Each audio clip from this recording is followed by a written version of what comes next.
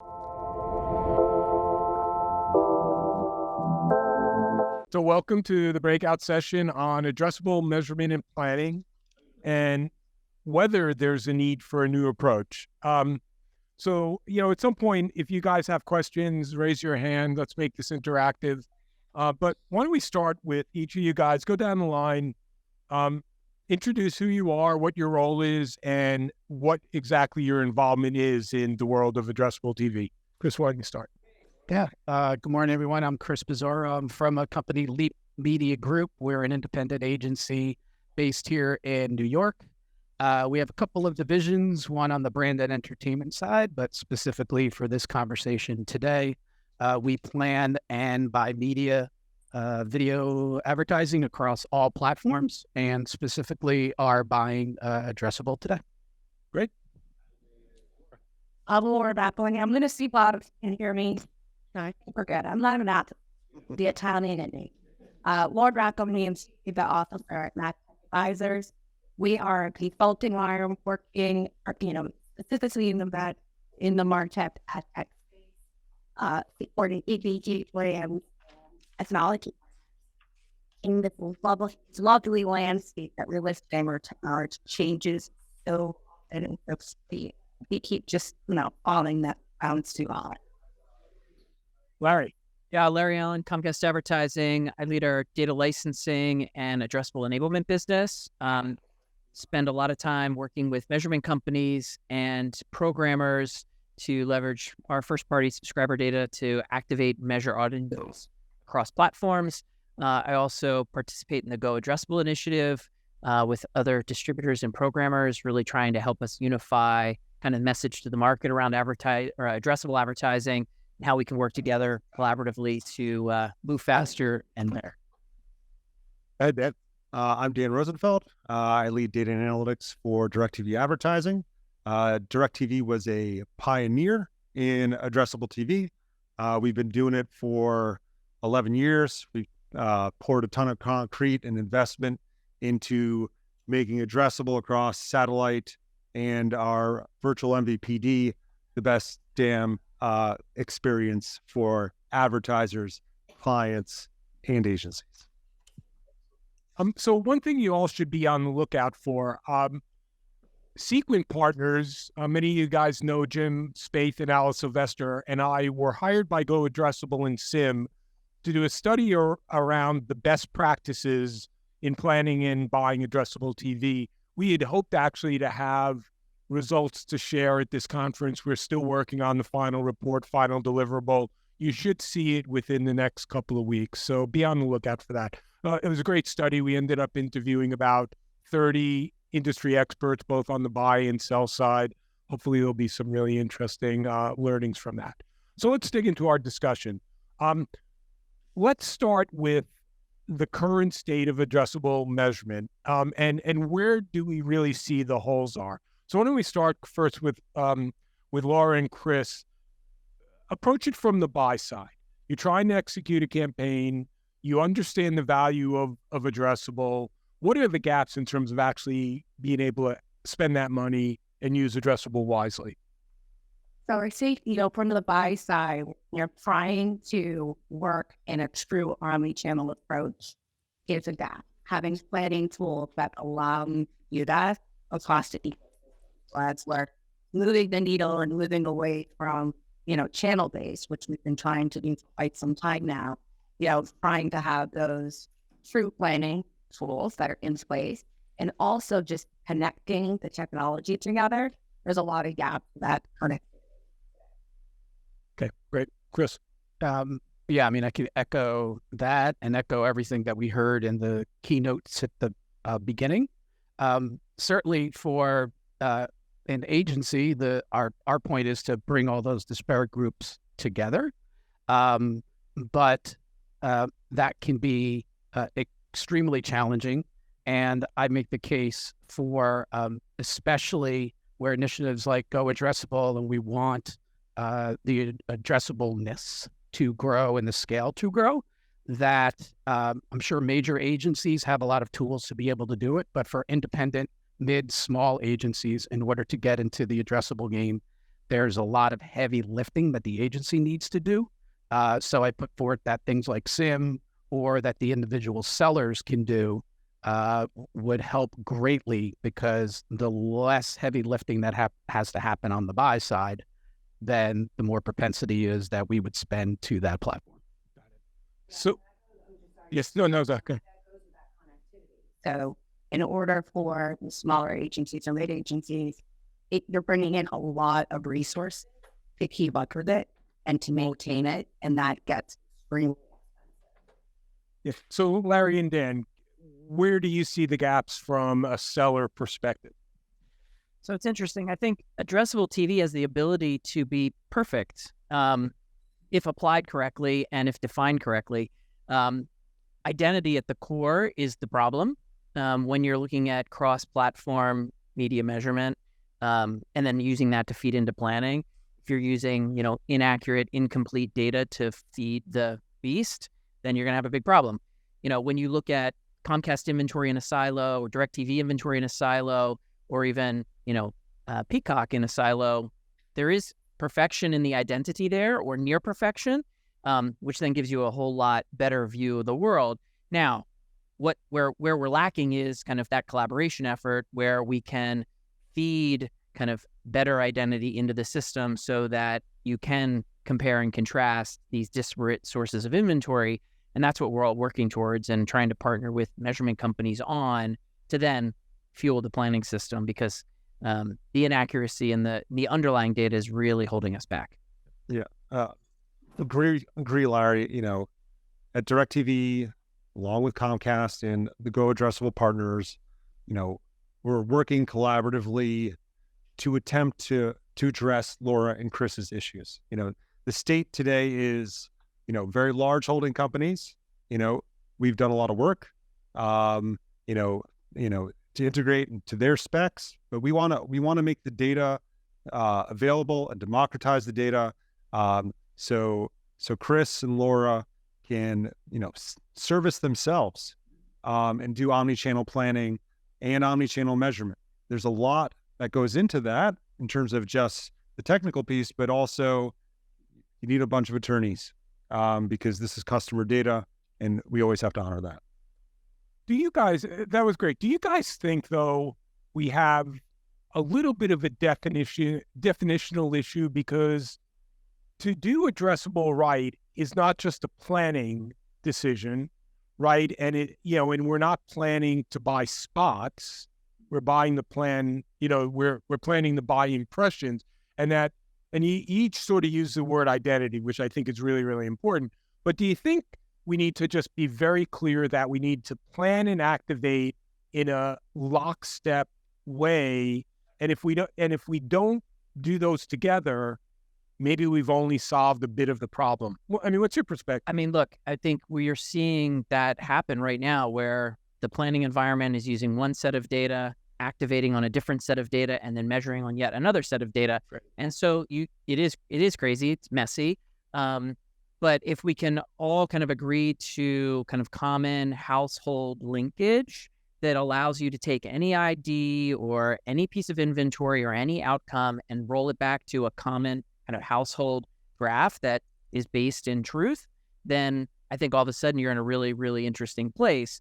And again, in our silo, when we look at TV and, linear and digital in our silo, it can look pretty good.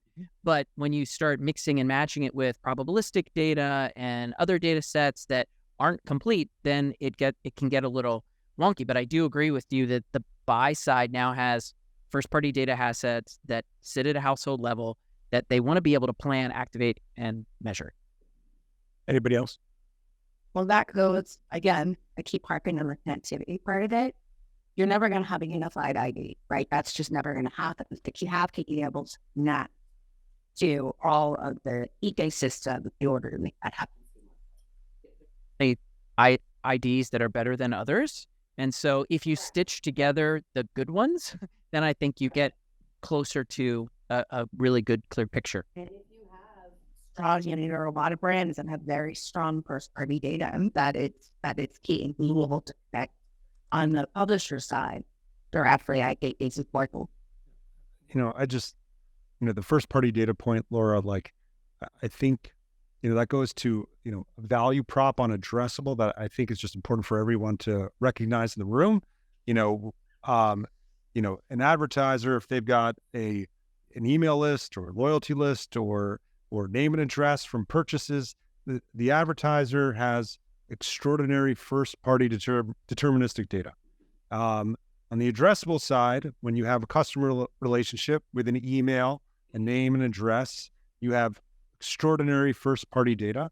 And when you marry the two and you're not including, and I'm not anti-probabilistic graphs, but if you want really, really high fidelity campaigns targeting measurement and attribution, and you're working with a first party data set, Addressable provides a real value. And to make that easy for the clients is something we're working on. And with the advent of this whole new generation of clean rooms, that will hopefully make it easier. Right. So I actually meant to start this with reactions from you guys to Brian Weezer. And there were two things that I thought maybe you guys would want to challenge. And unfortunately, Brian's not in the room, but we can relay this to him. I mean, first of all, he said that he thought there were better ways to drive addressable to a TV screen than linear addressable. How do you? Is that what your clients think? I'll start on that one, and I know Larry has a point of view on this. Yeah. So definitely from a buy side, there are clients who will just go, well, there's this CPM over here for this capability, and there's this CPM over here for this capability, and this one's more expensive than this one. So why don't I just do this one?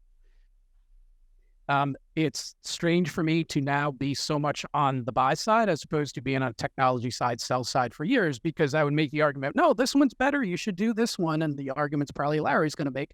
But now on the buy side, I'm like, well, that's what the client wants. Great. Move on to the next thing.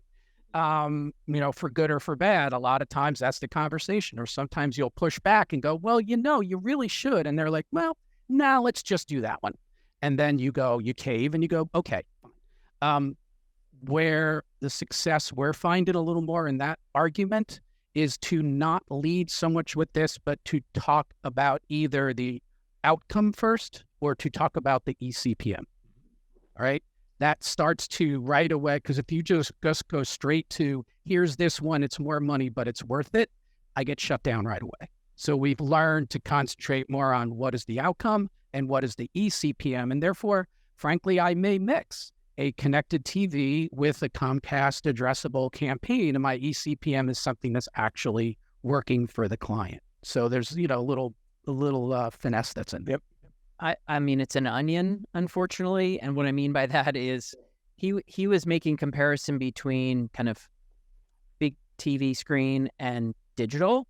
And I think that the problem is while the eCPM, the media math might look really good in digital, the reality is more than 50% of that is fake, fraud, made for TV, made for advertising. And therefore, sure, the CPM looks half, right? But half of your stuff is complete crap. So you're not really getting the same performance. So you kind of have to really weed that out.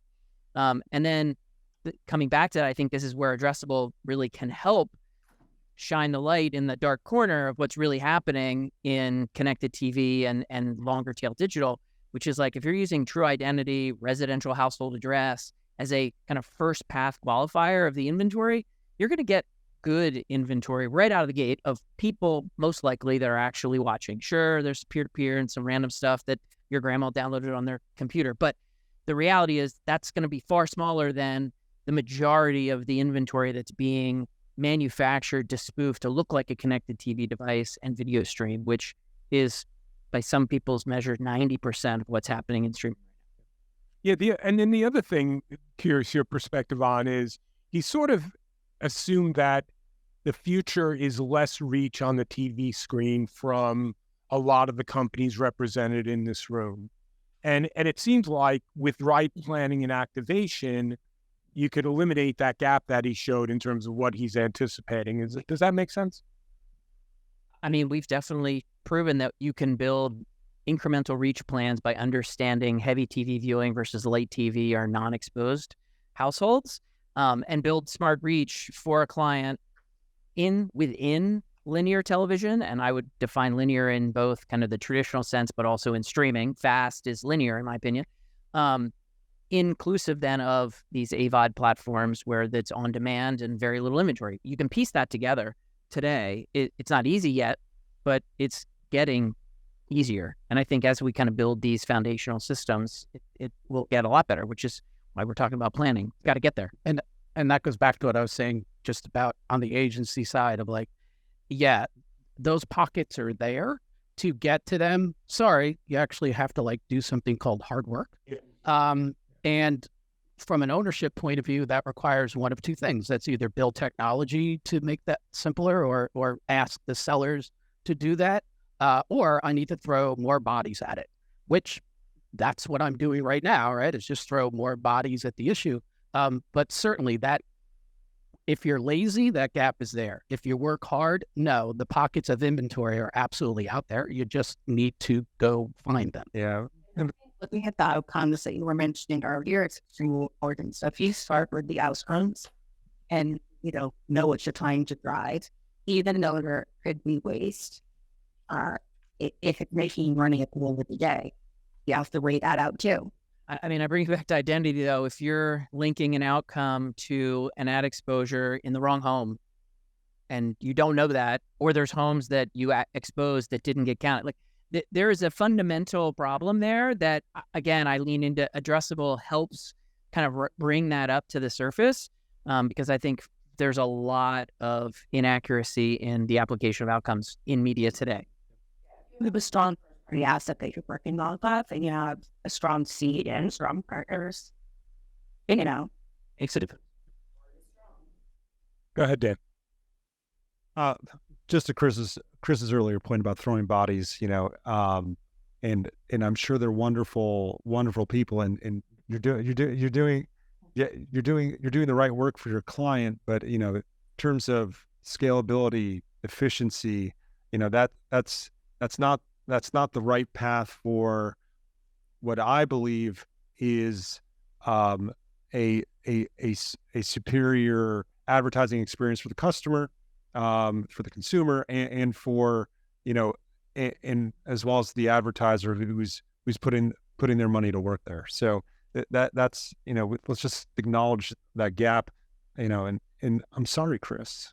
No, it's literally out of need. Yeah. You know what I mean? It's just like, what do you need to do today, right? If the technology solution's not quite fully baked yet, well, then I need to throw bodies on. By the way, there's two bodies to actually do the work, and then there's one body for the QA to just supervise all that work that needed to be done. But so be it, right? That's the solution as of today, but that absolutely is not the long-term solution. So, Laura, you spent a lot of time on the agency side. I think Larry's mentioned 7 times already in the first 10 minutes. The issue. Drinking game. Yeah, there we go. The issues with data matching, IP address versus residential, name and address. From the agency perspective, how important was that? Were clients sensitive to that? Interesting that we're having this discussion on the day that the TrueSet data study came out and said even if you get matching right, the data that's being matched may have some issues with it. So what was your experience at the agency in terms of, is that really something that affects the way people think about budget allocations? Absolutely. I mean, identity definitely a key. First party, it's definitely key, and authenticating that first party is extremely important, and having the right partners in place that one give you that sense of trace to where the identity is being sourced. Is it being sourced effectively? Is it being sourced within data compliance and getting the right authentication on that and the right use on being able to use that data is extremely important. And from the agency side, previously I was CEO of Private Media. When you have a lot of clients that have that first party data and you're helping them hide the authenticity of that first party and taking action on it, that's great. But there are plenty of brands that don't have it. And that's where the challenge comes into play, and working with partners that can help them both your death. Great. I think it's a maturity curve too, though, right? I mean, because there's more data available today in more categories that can be linked to household in a pretty reliable way. It's just that the clients that could use that data are so invested in their old way of buying, and inertia is a hard thing to break, right? I mean, CPG is a great example of that, I think, where, they've broken the mold in some ways in digital buying, where they've in-house programmatic, but that's probably the worst place where signal is horrific, right? But they just kind of turn a blind eye, and they're like, oh, I'm buying incremental reach there. I mean, I'm overgeneralizing. We're on a panel. But No, there's definitely that struggle within the clients that I work with today, of exactly that point, Larry, and even to think of like, oh, I know that audience is crap, but if 2x of it is crap, then but if it costs me 3x to do it right, well, then I'll still go with the 2x. I mean, I literally heard this argument years ago when Facebook first came out, and I literally said, I think it was David Cones, now at the IAB, when he was at like literally said, I know Facebook is crap, but it only cost me 50 cents. So even if it's 3x wrong, it's still only $1.50 as opposed to $5 for TV. So you've got to educate your clients that, they have to have trust in what you're doing, but not all clients are willing to do that. It's scary to say, here's my budget, to risk with it. Or that they need, you can make, that still would make the case, right? Addressable is right for certain clients, but there's other clients where it just does not make sense, whether it's the eCPM doesn't work out, or they don't have the first party data, or whatever it is, right? I mean, there's many different type scenarios. I would argue that if they're buying Facebook, they're buying addressable. It may be not great, but they're buying audiences, they're buying impressions. So let's call a spade and buy audiences over here on the same basis. And, you pay for bigger screens, sight, sound, and motion. It comes back to all the data that has to be with it in order to understand proof of performance. Yes. And so you want easy, and it sounds like we also need some gating mechanism for quality data, which is not easy. Just a quick anecdote. I think it was about a year ago. A dog food brand wanted to target people or households with dogs, which makes a ton of sense on across DirecTV, our MVPD satellite, and the virtual MVPD. We looked at two different vendors who had dog food receipts, and one vendor included a probabilistic, I'll say, enhancement. Taking characteristics of what they knew, what was people who actually purchased, households that actually purchased dog food. One did not. After the fact, we went with the one the agency asked for, the probabilistic one, which had a bigger matched count. We ran the campaign, and we sent surveys to those people we deterministically knew actually saw the ad, and we got responses in the open ends that said, love the commercial and I love dogs, but I don't have one, over and over again. And that was a learning experience for us, but we kind of knew that the data going in wasn't great, but and I guess there's a transparency issue with the agency. If we're transparent, is it okay? And the agency holds the bag on whether it was great or not. I don't know. So we want easy, but we need kind of a gating mechanism on the quality of data also. So we need a CPM, an eCPM, and a qualified eCPM that cuts out the shit. Well, if you can make it easy, Howard, we'll do it. So Chris, you're a year into being on the buyer side. You have a long, great career on the platform side at Canoe. What's been the most surprising thing that you've learned when you're trying to activate or recommend addressable to your clients? It really triggers off of the that ECPM point of just how quickly it just got dismissed, just out of the gate. Of just like, oh, it's more expensive. Well, I can't do that. I mean, it's almost equivalent of just, if you want a Toyota or a Porsche, well, of course I want a Porsche, but I can only afford it, and that's it, right? And that just shuts down the conversation. And again, how I think the surprise was how quickly it was to capitulate on the Leap side of like, okay. And then we just go to that point of like, oh, you can have the household that's, 1.2 million or 4.4 million. Oh, they want the one that's 4.4 million. And we go, okay, 4.4. I know that's a horrible thing to say in public, but like, we're among friends here. Yeah. So I think that's the kind of thing from our point of view, is to do that balance upon what not only an ECPM for the client, but across the board, what is the balance that's going to get it done, right?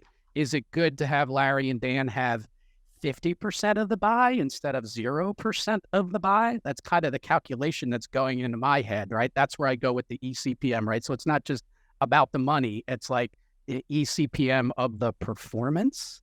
I think that's been the biggest surprise for me, Howard, is like having to do that interpretation and that calculation in order to ultimately get the buy done for my friends, which I know is ultimately the right product. But it's a lot of little things to get in there and fight. Do you think, so a company like SMI has tried to be in the ECPM world.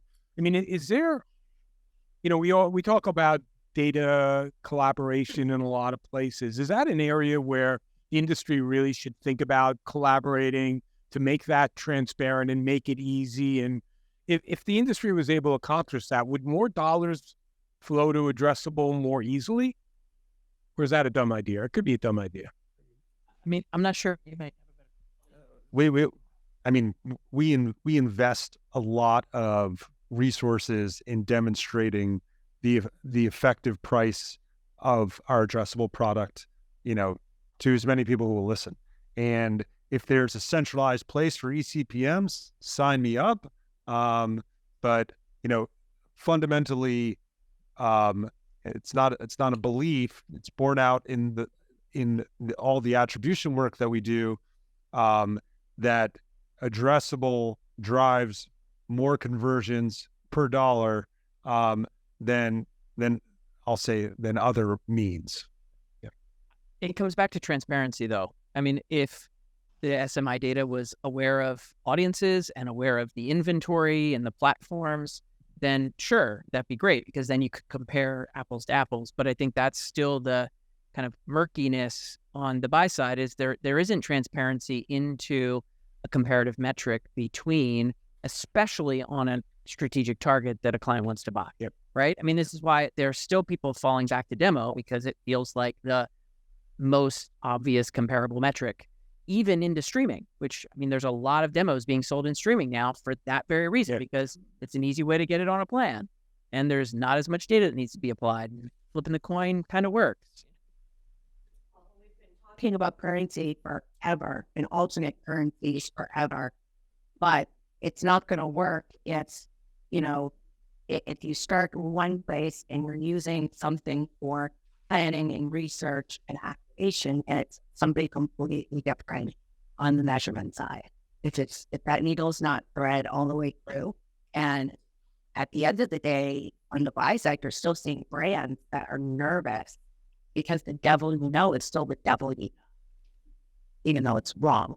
At least it's consistent.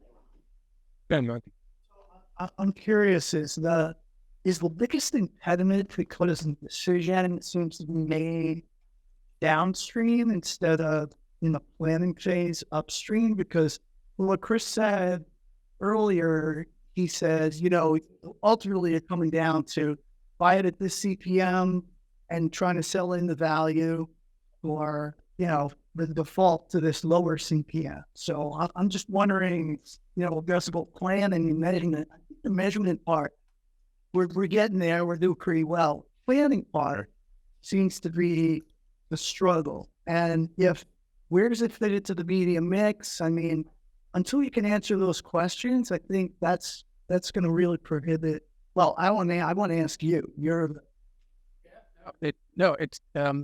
Yes, right. The threading is all that important, right? And where the planning today is absolutely right. When I say ECPM, right, you're talking to the buyer, but right before that is the planner. And you need to sell in the value into the planner, right? But right, even before it gets to the buy, that ECPM conversation is happening, even at the planner level. Because there's no mechanism. Yeah, because right, there is no mechanism. Correct. There's no omnichannel platform to be able to do that, right? With the right algorithm and the right methodology that's trusted, and that's where it should be. It should be way upstream, right? It should start with the plan. That should determine, who you're going to be working with, what partners you're going to be working with. That should happen right. I think one of the things we get hung up on is at that level, they don't really know the audience and the tactic for the campaign yet. Maybe, probably. I mean, it gets there. We're planning and you're driving what that audience, what that segmentation is going to look like, what that consumer journey is going to look like. You're doing that all up front. But when you know that and you start pumping that into your plan, that's what should drive. I mean, you have a budget, right? Here's your budget. But the budget should not be determined here. I'm going to spend this much in linear, this much in programmatic, this much in, however. It should be upfront. Here's your budget. Here's what our audience strategy is. Here's what the KPIs are. And that's what's driving the plan, which then drives where you're at. Inside the agency, though, is that happening in a room off to the side, and then it's converted? Right. How do you got in care of my things? Say that. Yeah, that's the gap. Yes. So Larry and Dan at the beginning of the panel talked about the challenges of consistency and addressable with platform and channel. I look at addressable and say you got another layer of complexity, which is the consumer electronics manufacturers also selling addressable. I'd love to hear the panel's perspective on how that changes the complexity. How do we deal with those kinds of things? I mean, I would say it's no different than having multiple networks selling linear TV in the same day part. Like, I think this is where the planning, if a planning tool is surfacing all of those inventory opportunities, there are going to be collisions. But if you have good identity against an audience that you want to buy and you have visibility into those different channels, then you can do apples to apples pricing comparisons. You can do contextual analysis. You understand value for, sponsorship, activation. There's a bunch of things that go into. One's easier to buy than the other. I like the jeans I get from this one better than that one. Like, all that stuff comes into play then, but we don't have the basic comparable, and that's the problem. Addressable is kind of still bought as a test buy on the side. And look, we've done a lot of work setting up crosswalks so people can pull counts. Like, if they say, yes, I'm going to put money against addressable, there's mechanisms to plan and execute. The problem is comparing it to everything else you're doing and seeing where you really can drive incremental reach at a effective price and then get an outcome. That's what's lacking upstream. Yeah, and our work or challenge in that, Harold, is exactly what Larry said. Then for us, on top of that, is just worrying about the collision aspect. Okay, and again, for good or for bad, Dan, we manage that in a manual way to literally just go, okay, I bought these 10 different platforms. This is who we, think the incremental reach is coming from, whatever. But then let's just say I bought a addressable campaign from Warner Brothers. If I then buy addressable on DirecTV or Comcast, I know I don't want to duplicate with that audience. So therefore, my IO to the MVPD will be ROS on this addressable thing, except for these 3 programmers that I already bought national from. Yes, that's what I need to do in order to take care of it. Again, we'll do it, but that should be easier and in the planning section, right? I totally agree. I think it's, it's really important to like note the stratification in the marketplace between different types of buyers, because there are certain holding companies that have invested heavily, and where they have a planning tool, and they've made a bet on addressable, and an OEM looks exactly like a satellite provider, looks exactly like a cable provider in their planning tools in terms of building out a target. Then there are other buyers in the marketplace that are not there, and if that is a priority for them, I'll speak for DirecTV. We will bend over backwards to help them understand how those different platforms interact with one another. We've invested a lot in, because of the stratification in the marketplace. That's why we've invested so highly in a managed service organization to help those that haven't invested themselves. Our preference would be that we build systems and platforms where it's self-service, so people, the agencies, can do a better job on their own.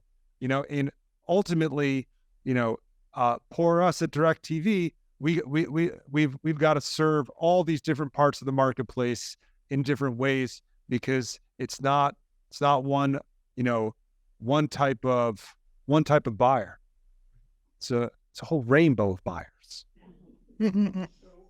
Thanks, Dan. So one of the things, and we have 8 minutes left, and if there are any more questions from the audience, please yell. So we're in a world where there's obviously a lot of talk about alternative currency.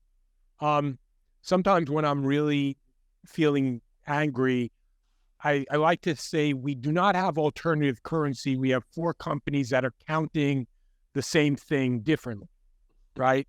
That didn't really get much a little rusty. Say potato. I said yeah. But my question is, do you think between Nielsen, Comscore, VideoAmp, and iSpot, do any of them have the needs we've talked about in their sort of roadmap? Or are they so focused on trying to take away Nielsen's share, $2 billion of revenue against linear TV, planning and buying, that they don't see solving this need as strategically important? And if that's the case, how do we change that dialogue? Because everything you guys have described is really an underlying data issue to build this syndicated data set that has all this together so that any planning tool could sit on top. So what do you think the message out of this panel needs to be if we had sort of the leaders of those 4 companies standing here? Chris, why don't you start? Curveball. Come on, easy question. Easy question. Fix my problem. Come on, you can just say that. Yeah, right. Fix my problem. Well, there's a couple parts there of have I seen the commitment to it? I haven't seen the commitment to it, but then again, quite frankly, I haven't asked that specific question, so it could very well be, for all I know, but it hasn't been surfaced to me yet. All right. So there. Then the next thing that will happen in that process, right, from someone who's been on the tech side and making systems forever, right? The engineers are going to go, well, what are we solving for? And what are the specs? And what are the standards? So then you need to get in the room with folks like Sim and be able to hand them what those things are. So if that was a leading question so that you have work to do. No.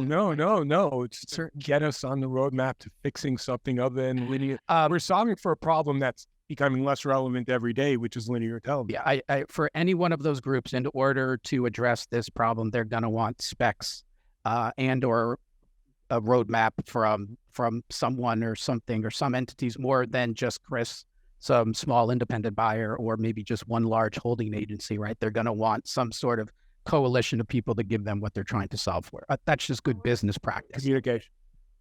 I would add, hi, I'm Denise Berkovich, was a 605 now at iSpot. I would also add there's a cost factor there for that data. And I'd love to hear about that. I guess from... Yeah. Cost within the ecosystem is it's a significant issue, and how, ultimately that's borne by the buyer. And the way that gets cut up between, all the middle layers, is something that I think there is a model for. I mean, I'll we publicly have deals with Nielsen and Comscore today, where we are providing them with our set-top box data. In terms of doing a deal with iSpot or Video Amp or whomever else, we're happy to discuss, but there's a significant cost in terms of, data warehousing, transmission, privacy, legal, and it's not, I'm just going to be frank, it's not realistic, with when you are protecting customers' privacy, to be able to push that type of data into the world without having agreements where there's consideration for a sale of a service, and there are terms associated with protecting the data. And so it's a great question, and I would love to take cost out of the equation. I want to reduce costs, and we are I can just speak for DirecTV. We are actively thinking about different models, whereby we can protect our data, but also democratize it. But democratizing the data always comes with these massive strings where we can't let it loose. We owe that to our customers, and so the counterparties, we have to be very, very thoughtful about the counterparties who touch our data. Yeah, I would agree. I mean, we've made our data available to a large number of companies, and we have deals with them. We've done a lot of work over the last 2 years to stratify our data product offering into multiple categories, so it's priced differently depending on the use cases and what you want to do with it and how much of it you want. We've expanded the offering to include IP to household matching for pure cross-platform, deduplicated reach and frequency between streaming and linear. So, I mean, we're doing a lot to try to make it better for measurement companies to then ultimately be better feeders into planning tools or integrated. To come back to Howard's question, I would say all 4 companies and maybe a couple more are leaned in and have in desire to solve the problem. I think cost is an issue. I think just getting deals done takes time because of privacy and legal and all those things. But I think the bigger open question in my mind is how aggressively are they interoperating with the buy side? Because right now, kind of solving measurement, right? It's really about how do I integrate into the buying and planning systems and then make those alternate currencies or, competitive products available in a way that can actually be used at scale. And that's exactly right. So I was going to say, you see all of the companies you listed, it's on their roadmap. How quickly they get there, how they execute. It does depend on how they're leaning into the buy side, how invested is the buy side into each one of them, and is it going to prove out, is the cost worth it for them to go through with the full implementation and execution? Because there has to be a return on the investment. So it all is very, very simple. I think as clients lean into first-party data, it's imperative. Absolutely. All right, we are out of time. Join me in thanking these guys for a great conversation.